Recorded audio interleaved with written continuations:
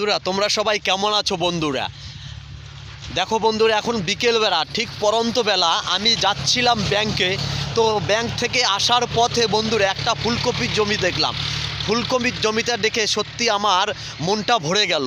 তো মন ভরে গেল বলে আমি ফুলকপির জমিটা নিয়ে একটা ব্লগ করছি, তাই সেটা তোমাদের সাথে শেয়ার করছে বন্ধুরা। দেখো বন্ধুরা, কত সুন্দর ফুলকপির জমিটা হয়েছে। আর ফুলকপির গাছগুলো অনেকটা হাইট এবং অনেকটা লং। এটা বোধহয় অনেক উন্নত জাতের ফুলকপি, বোধহয় হাইব্রিড ফুলকপি।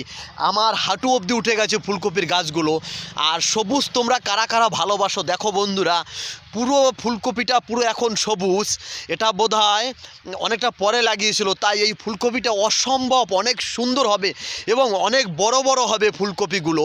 আমি তোমাদের ফুলকপির জমিটা একটুখানি ক্যামেরা দিয়ে দেখাচ্ছি, সেলফি ক্যামেরা দিয়ে। আশা করি তোমাদের মন ভরে যাবে। দেখো বন্ধুরা, ফুলকপির জমিটা দেখাচ্ছি, কত সুন্দর সবুজ, কত ভালো লাগছে ফুলকপির জমিটা। এই দেখো বন্ধুরা,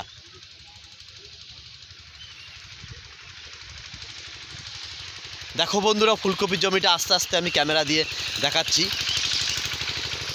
অনেক সুন্দর হয়েছে বন্ধুরা ফুলকপির জমিটা। যে চাষি ভাই চাষ করেছে তার ফুলকপিগুলো সত্যি সে অনেক যত্ন করেছে, অনেক পরিশ্রম করেছে। আমি ঈশ্বরের কাছে কামনা করি সে যেন তার ফুলকপির ন্যায্য মূল্য পায়, ন্যায্য দাম পায়। সে যেন ভালোই এই ফুলকপি থেকে ভালোই সে লাভ করতে পারে। কেন চাষি চাষ করে সে যেন ভালোই কিছু উপার্জন করতে পারে, সেই আশায় চাষ করে। ওই দেখো বন্ধুরা, ফুলকপিগুলো পাহারা দেওয়ার জন্য চাষি ভাই একটা টোং বানিয়েছে। ওই টোঙের মধ্যে সে রাতের বেলা থাকে, কেননা এটা রাস্তার পাশে জমি, তাই হয়তো চুরি হওয়ার সম্ভাবনা রয়েছে। তাই সে ওইখানে টোং বানিয়েছে। ওই টোঙের বেলা দেখো বন্ধুরা ওই চাষি ভাই থাকে। আর আমাদের এটা আসলে পেঁয়াজের মাঠ, এখানে প্রচুর পরিমাণে পেঁয়াজ চাষ হয়। এই দেখো বন্ধুরা, আমি দেখাচ্ছি একদম এখান থেকে শুরু করে ওই গ্রাম অবধি পেঁয়াজ চাষ হয়েছে বন্ধুরা। আমাদের এখানে প্রচুর পরিমাণে পেঁয়াজ চাষ হয়। আমাদের ঠিকানা হচ্ছে, আমরা কালনায় বসবাস করি, অম্বিকা কালনা, ঠিক কালনার পাশের গ্রাম। এটা হচ্ছে কুশোডাঙ্গায় প্রচুর পরিমাণে পেঁয়াজ চাষ হয় বন্ধুরা। এখানে পেঁয়াজ চাষ হয়, শশা চাষ হয়।